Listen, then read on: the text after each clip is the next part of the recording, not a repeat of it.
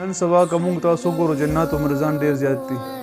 هر دویم دریم کور کې جنات او مریض دی او په هر کس جنات راځي. د جناتو علامت څه دي؟ په کوم انسان جنات او اثرات وي نو د هغې یو څو علامت تاسو زه هغه بیانوم، بیا د هغې نه پس د هغې جادو علاج ښایم.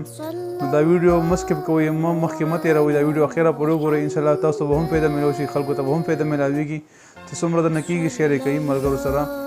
د جناتو یو څو خاص علامت دي. هغې کې اولنۍ علامت دا دی ټول نه فرست نمبر چې بدن به ټول بدن به سم دروند وي، په بدن باندې به بوج وي که چا پې څه غټ څیز ایښی او دروند دی بدن مې.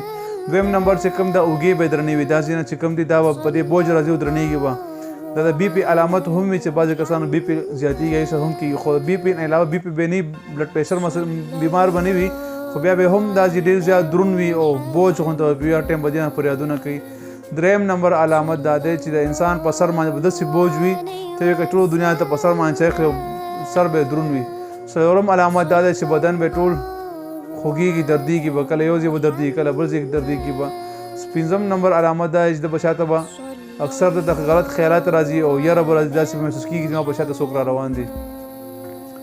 شپږم نمبر علامت دا دی چې د انسان کوم دی بدن کې به تبه وي، همیشه تبه به تبه به نه ختمېږي. کله به څوک وایي ټایفاید دی، څوک وایي ملیریا ده، خو تبه به نه او مسله به جادو وي، جناتو مسله وي. جناتو په وجه د ټول بدن څه وي هغه ګیر وي، تړلی شوي.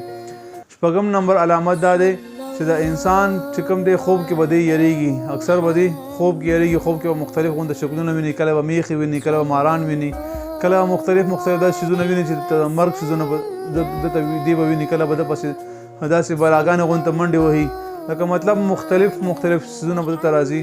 نو دا یو څو علامت داسې وو، تقریبا اته علامت دا تاسو ته ما بیان کړل.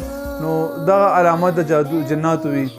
کله کله داسې وي جناتو سره دا ځای بالکل ګنګس وي، دا هم د جناتو علامت کېدای شي. بعض جناتو علامت دا چې بدن باندې نښې جوړېږي، نشانونه جوړېږي، دا هم جناتو علامت دی.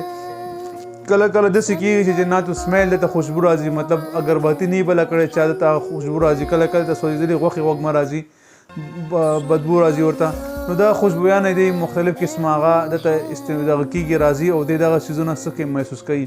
حالانکې د باندې دغه څیزونه بلیږي نه، دغه کېږي نه، خو ته دا څیزونه څه کېږي مختلف قسم څیزونه راځي. نو بله خبر دا هم د جادو علامت هم کېدای شي او جناتو علامت دا هم کېدای شي دته په هره خبره غوسه ورځي. څوک سمه خبره کوي ته غوسه ورځي. کله دی داسې یو ځای ته لاړ شي هغه ځای کې جناتو اثرات وي، مطلب داسې د انګور ونه ته نږدې شي، انار ونه ته نږدې شي، داسې نور بوټو ته نږدې شي، کله دی ګل هغه خوشبو کي ځان ته بوی کي، داسې نور کوم ځای ته لاړ شي یا مقبرې ته لاړ شي د بدن په درنېدو شروع شي ته که بوج بچی ایښی دی. بعضې ټایم داسې هم کېدي چې کله انسان باندې بل یو انسان باندې او بل انسان باندې جناتو مسلې وي، دواړه جناتو مریضان یو بل ته مخامخ شي، توبه خدای لکه د سپو غوندې یو بل ته هغه غپېږي او کونګېږي او بل ته چغې وهي. نو دا هم د جناتو علامت دي. نو د جناتو علامت نور هم زیات دي، خو به هر حال دا یو څه ما عام بیان کړ چې کوم دا خاص دي او هر انسان سره کېږي. خو بعضې ملګري تپوس کوي د جنات په انسان باندې ولې مسلط کېږي او جنات انسان له ولې راځي، دا څه وجه کېدای شي. نو د دې یو څو وجې دا دي چې بعضې ټایم انسان چې کوم دی هغه پلیت ګرځي، لمونځ اودس نه کوي، پلیت ګرځي. نو پلیتو ځایونو کې دا جنات څه وي، شیطانان جنات چې کوم وي دا پلیت ځایونو کې ډېر پاتې کېږي، خاص کر واشروم کې. اللهم انی اعوذ بک من الخبث والخبائث دغه ترجمه ته موږ دا سوچ وکړو.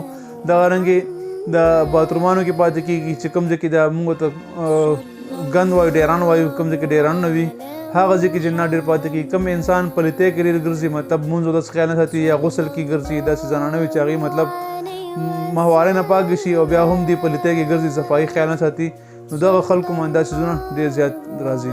نن سبا بعضې خلک داسې وي چې باتروم ته ځي سرتوره ځي، زنانه بغیر لپټې ځي، داسې ډېر علامه داسې وي چې داسې کېږي ورسره. نو په دغه صورت کې جنات په انسانانو باندې څه کېږي هغه بیا مسلط کېږي او جنات پرې راځي.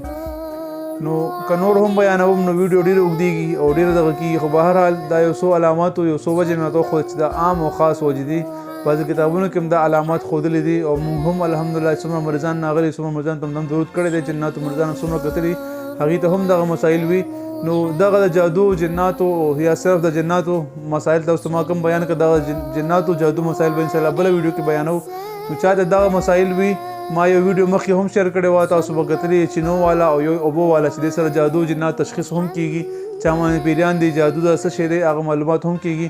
که څوک کتل غواړي یوټیوب چینل کې هم شته، ټیک ټاک کې هم شته دی، فیسبوک باندې هم ما شیر کړی. کوم کسان کتل غواړي هغه ته تاسو ویډیو کوي شي. ټیک ټاک دا مفتی فیصل 034 ټیک ټاک نوم باندې دی او یوټیوب چینل چې کوم دی مفتی فیصل 034 یوټیوب نوم هم دی او د فیسبوک نوم مفتی محمد فیصل دا اردو کې لیکل شوی. دا ما پیج دی فیسبوک پیج په دغه کې هم ما اکثر ویډیوګان شیر کړي. د جادو جنات علامات مې هم ښودلې، طریقې مې هم ښودلې دي، د هغې ختمولو طریقې مې هم ښودلې دي.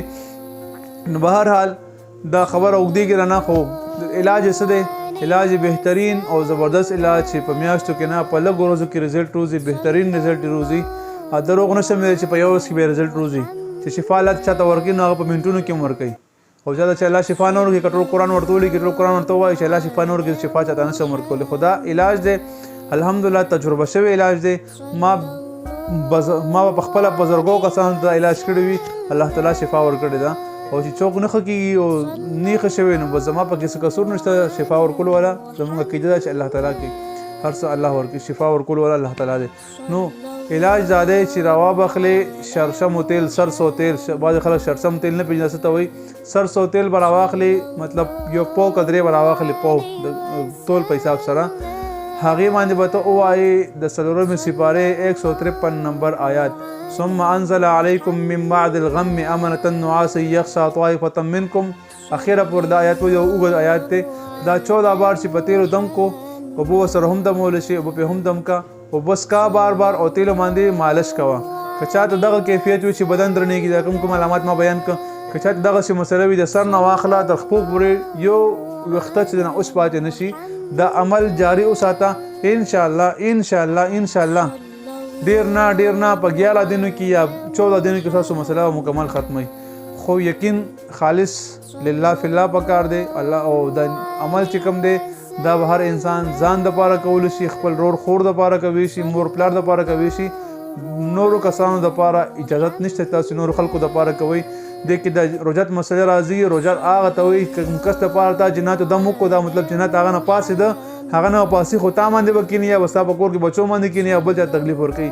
که مونږ یې کوو الحمدلله مونږ وظایف کړي، مونږ وظایف پخ کړي دي، کومې چلې دي هغه مونږ ویستې دي، نو مونږ ته نقصان نشي راکولی. الحمدلله مونږ په لکو جنات سوځولي دي، قید کړي دي، هغه الله ته پته ده چې څومره مونږ سوځولي، څومره ختم کړي، نو هغه الله ته پته ده. پس مونږ خپل کمال نه، خو دا وظایف په زور مونږ هم ختم کړي دي.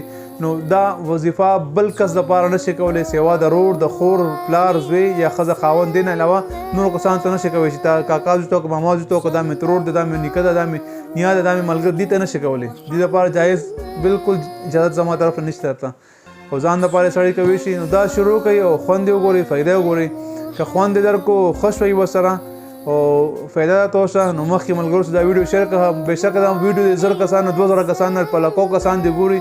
هر کس چې ګوري بل ته شیر کوي، بل ته شیر، هر کس چې دغه ویډیو ګوري هغه دې ځان لګوي. که ته ورته طریقه ښیې نو تا لپاره نه په چا طریقه وښایي، ځکه ته هغه ته یو لاره وښایي دا طریقې سره جنات سوځي او دې سره ختمېږي، نو تا د جنات ته تکلیف درکوي شي. بیا نو دا ویډیو څومره کوي شي مخکې شیر کړئ، صدقه جاریه ومنئ او دا شیر کړئ. انشاءالله زما پکې هېڅ فایده نشته چې ما ته پکې فایده ده.